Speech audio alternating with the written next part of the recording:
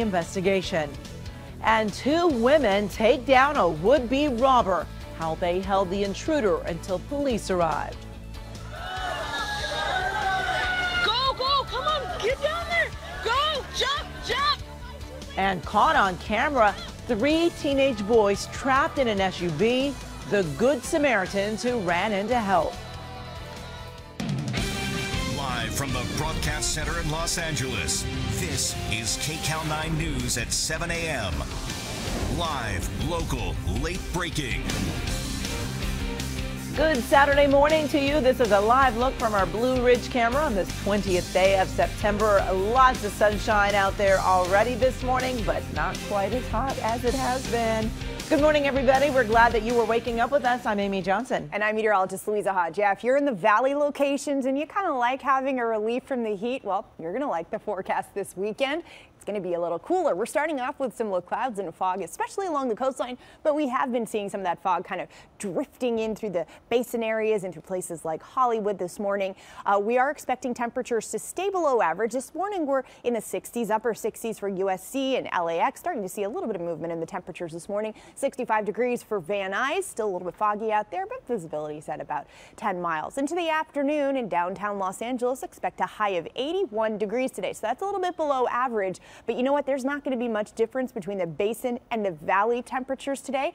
We'll look at this cool down as we head to your full forecast coming up in just a bit. Amy? All right. Thanks, Louisa. We are following a developing story in Pico Rivera. A man has been stabbed to death in his home. It happened in the 3700 block of Oak Lawn Lane around 1:30 this morning.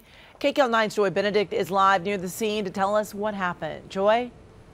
Well, Amy, we are learning a little bit more about exactly what happened here early this morning, and we are also learning a little bit more about the man who died. We're told he is a man in his 50s, a quiet family that's lived on this street for quite some time. Now, I want to show you the crime scene as we do have it here behind us, as the Los Angeles County Sheriff's Department has completely roped off this entire block with crime scene tape until they figure out exactly what happened and gather the evidence that they need to get. I want to show you some video, though, from earlier this morning as investigators tell us this all happened about 1:30. That's when they got a call here of a robbery going on here in this neighborhood. When they arrived, they say that's when they found the man in his 50s stabbed. He was rushed to a local hospital, but unfortunately he did not survive those stab wounds. As for exactly what caused all of this, we don't know. We do know that two other people were home at the time that all of this happened. Investigators say that original call was a robbery, but they still need to confirm whether anything was actually taken and talk to those other two people who were home at the time, and we are told they are at the local sheriff's station waiting to talk to detectives right now as we speak. Nonetheless, neighbors living in this community are in disbelief. Deputies have went up and down this street and are canvassing, trying to contact residents, but obviously they're just waking up. Out my windows right in front, you could just see the flashing lights, all of them just around. And my dad went out, my mom went out real early in the morning, about 1:30, and my dad came back and told me that he was just laid out on the floor and they were doing CPR, performing CPR on them, and then they took him to the hospital, and what later happened. Unfortunately, that man in his 50s who lived here on the street did not survive. Our neighbors tell us that he lived with his wife. They say he also had a son. It's not clear exactly who was in the home at the time when all of this happened, and it's also not clear exactly why. Now, neighbors tell us that although this is a gated community, the gates that are open right now, they say they have been open for quite some time because they are not working. It is not clear if that played a factor in this crime. Reporting live from Pico Rivera, Joy Benedict, KCAL 9 News. A pedestrian is dead after being struck by a hit-and-run driver in the Santa Clarita Valley. It happened overnight at the intersection of the Pear Blossom Highway 138 and 75th Street East in Little Rock. That's southeast of Palmdale. The CHP says the victim was a 46-year-old woman. A search is underway for a hit-and-run driver who struck a grandmother crossing a street in Glendale. Security video shows Lucine Gazarian crossing Columbus Avenue when a car struck her while making a right turn onto Broadway. The driver in the black car did not stop and just left the 80-year-old victim sitting helplessly in the middle of a busy intersection. The woman suffered bruises and a cut to her right knee, but fortunately, she's expected to be okay. It was her turn to walk, so she did have the right of way. But yeah, they hit her, she fell, she basically like flipped over. We're thankful that nothing, even worse happened. Well, police say the driver was a woman in her 20s. She was driving a black four-door sedan with heavy window tinting. Well, a serious security breach at the White House last night is expected to lead to a major review of security procedures. Everybody get back! Everybody get back! Get back! Everybody back in the park! Everybody back in the park! Folks, everybody turn around, head out the gate here. You're going to have to go out to 17th Street, please. The police and Secret Service members evacuated White House staffers and journalists after an intruder jumped the White House fence. Video from a mobile phone shows him running across the north lawn. He made it past the front doors of the presidential residence where he was arrested. Secret Service says Omar Gonzalez from Texas was not armed. Now, the breach happened around 7:30 Eastern time, just minutes after President Obama and his two daughters left for Camp David. The First Lady was not at home either. She had left separately to the retreat in Maryland. Now, the Secret Service issued this statement saying this situation was a little different than other incidents we have at the White House. There will be a thorough investigation into the incident. White House fence jumpings are common, but the intruders are usually caught on the north lawn. They almost never get near the White House, except for this time. Well, only on KCAL 9, a would-be robber in Glendale got taken down by two women. KCAL 9's Erica Knocklin talked to the ladies about how they sprang into action. She was very scared.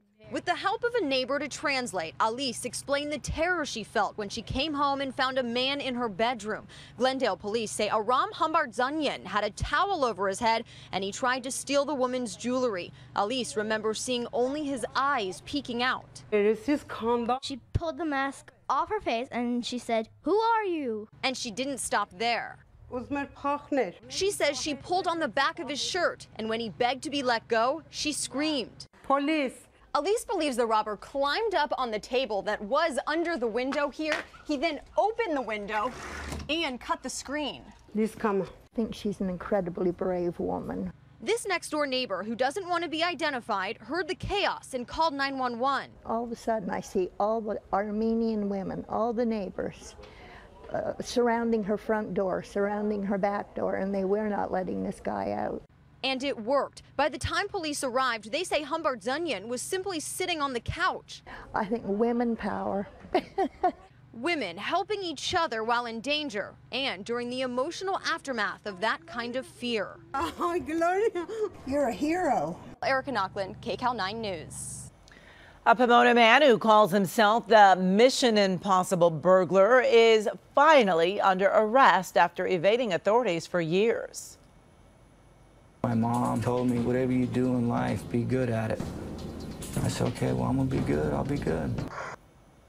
Well, Steven Kruger is so proud of his elaborate heist across California, he allowed a documentary crew to follow him in action. He even posted how-to videos online. But the serial bandit was arrested Thursday, accused of stealing $100,000 worth of laptops from a Huntington Beach computer store more than a year ago. Police say Kruger is a meticulous planner. He uses specialized tools to gain entry through roofs to bypass alarm systems and other security devices. Well, if you're still texting and driving, you better watch out. A new texting gun could help police catch drivers using their phones. KCAL 9's Brittany Hopper tells us how it works. Texters are out here. They just they put the phone away when they see the patrol car. Makes it a little harder to spot. And that's why a Virginia-based company is testing out what it calls a texting gun, similar to a radar gun. It's called the Sniffer Sleuth and can reportedly detect the frequency transmitted by a phone when a driver sends a text message, makes a call, or sends an email while driving. Very high cause of collisions out here. We see it on a daily basis. Texting and driving is illegal in 44 states, including California. A ticket can cost about $150 for the first offense, but CHP says that's a small price to pay when it comes to distracted driving. It can kill. The texting gun still needs to be tested with law enforcement agencies, but the CHP says new technology like this could only help make the streets safer. Anything to help enforcement contacts is beneficial. Brittany Hopper, KCAL 9 News. If you're one of the 90,000 people who take the Metro Blue Line each day, you better listen up. Trains will not be headed into downtown Long Beach for the next month. Starting today, all southbound Blue Line trains will stop at the Anaheim Street station on Long Beach Boulevard. Now, folks who want to continue on into downtown Long Beach can catch a free shuttle bus. The stations and tracks are being renovated as part of a $1 billion project. The Blue Line is the oldest light rail system in LA County. It opened back in 1990. Well, collectors are showing off their classic cars in Ontario this weekend, and you can get to check them out for free. As many as 2,000 vintage vehicles are showcased each day at the annual Route 66 Cruisin' Reunion. This 3-day event takes place along Euclid Avenue between I Street and Holt Boulevard.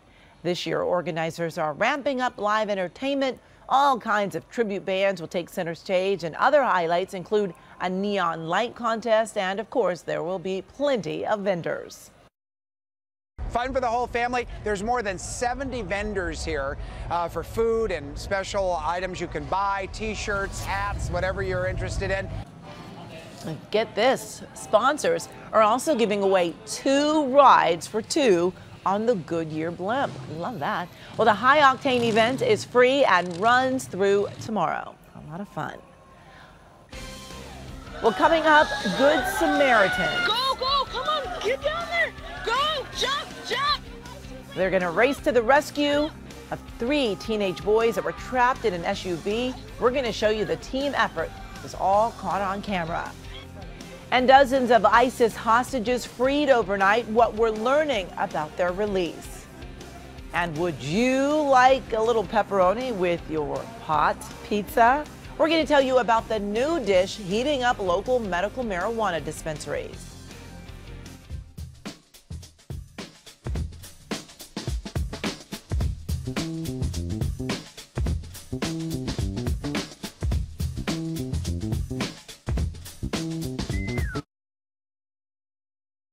Is there something in your community that David Goldstein should investigate? Call the KCAL 9 Investigates tip line at 818-655-2442 or email your tip to kcbsTVinvestigations@cbs.com.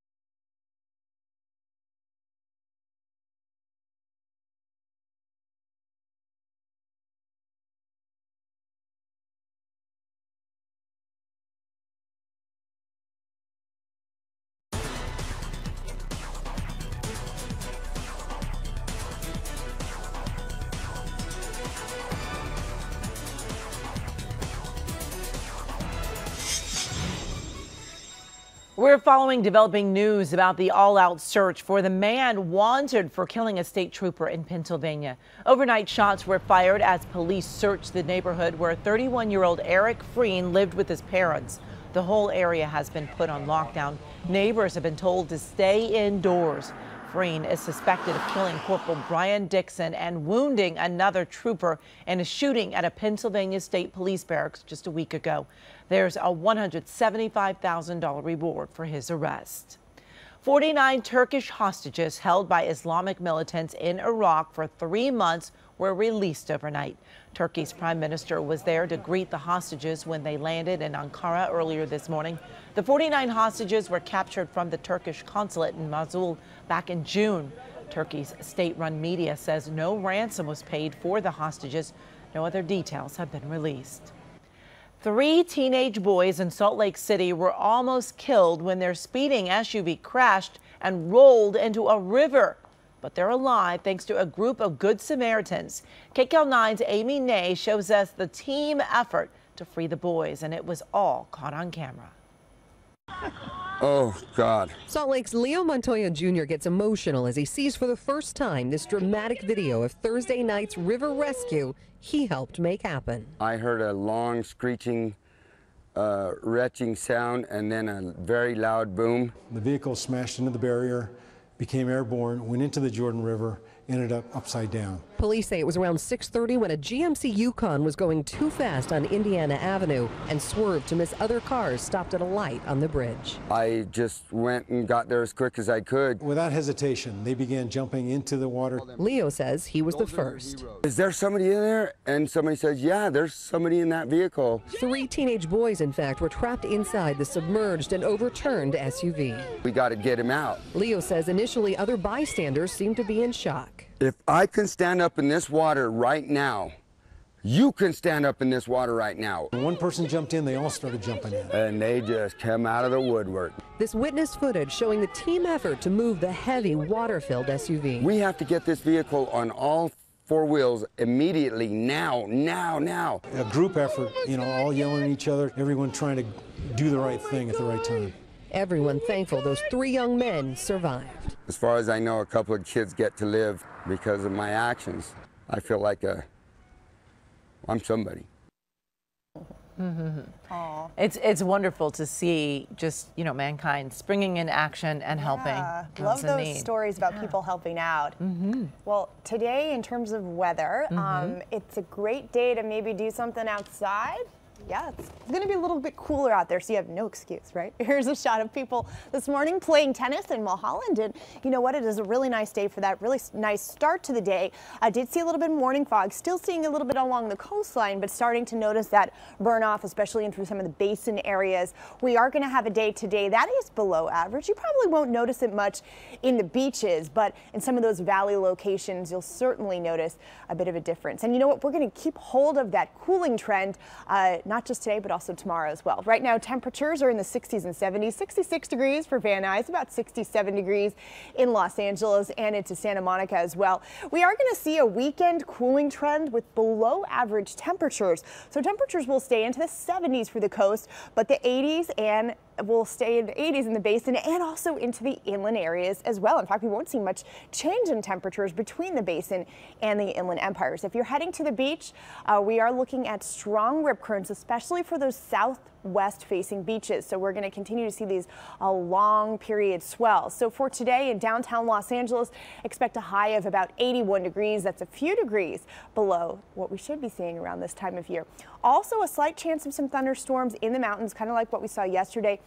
I'm certainly not expecting much wet weather with this. Could see a few showers, but certainly not a big rainmaker here. But we could see some isolated thunderstorms up through the Ventura, Santa Barbara, also in San Bernardino mountains as well. So the high country, just a good idea to kind of keep in mind for that. We do have a low pressure system kind of sitting offshore. That's what's helping to contribute to these cooler temperatures. As we head towards the latter part of your day tomorrow, we'll watch that low pressure system pushing off to the north and to the east and kind of pushing out through Nevada. high pressure system starts to build in, and that's going to actually see temperatures rebounding just a little bit, just slightly though, no big change in temperatures. 85 degrees expected for Rancho Cucamonga, also into San Bernardino, about the same in Lake Elsinore today. Don't you love these temperatures? Amy and I were just talking about how when you're in the 80s, it's kind of like that perfect temperature that we all love. So 81 degrees for Anaheim, Irvine, 76 degrees in Huntington Beach and into Santa Monica, and 83 degrees for Northridge. So certainly a relief from the heat for a lot of those valley locations. Here's a look at your 5-day forecast. You notice the cool down for Saturday and Sunday, but then a little bit of a change by your Monday. We'll start to see that ridge building in. Temperatures will actually go from the low 80s in the valley to the upper 80s on Sunday, and then we're back into the 90s. Lots of sunshine. We start to clear it out as well. We're not going to see much change in temperatures along the coast, and we're going to continue with that pattern of low clouds and fog right on through the weekend and into the beginning of next week. In terms of the metro area, we're going to go from the low 80s to the mid to upper 80s by next week. Amy? All right. Thanks, Louisa. As Roger Goodell faces calls for his resignation, a new report has some troubling details in the Ray Rice controversy. We'll have that and more next in sports. And Quantum Leap's Scott Bakula stars in the new NCIS New Orleans. Coming up, a behind-the-scenes preview of Prime Time's newest crime drama.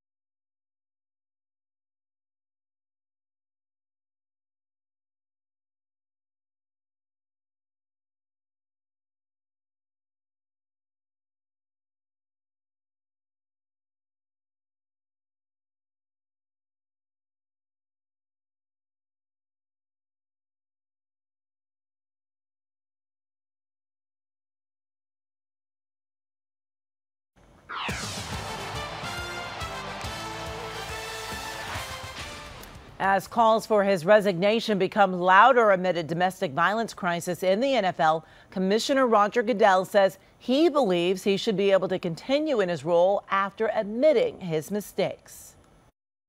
We didn't get this right. We're going to make changes. We made those changes. We're making those changes. We have a lot more work to be done, but we're moving in a very important direction by getting expertise to say, how do we do this better? We're all, as a society, having difficulty being able to deal with this. The NFL's got to take care of his house.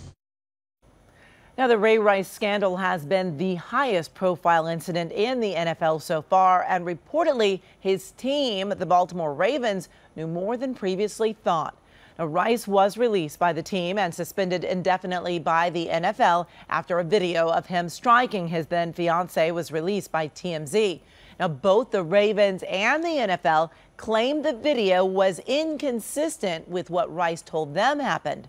But ESPN is reporting the Ravens head of security heard a detailed account of what happened inside the elevator from a police lieutenant just hours after the incident. Ravens head coach John Harbaugh reportedly wanted to release Rice after the initial video was released, but his request was apparently rejected by owner Steve Bisciotti and general manager Ozzie Newsome. Now, Bisciotti and Newsome, along with other Ravens executives, reportedly campaigned Goodell for leniency in his punishment of Rice. Now, the Ravens have disputed the report while the NFL referred to their ongoing investigation of the incident. Coming up, a man is stabbed to death in his home in a gated Southland community.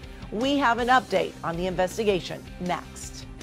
And Los Angeles cracks down on dog owners. The fines you'll pay if your dog is not on a leash.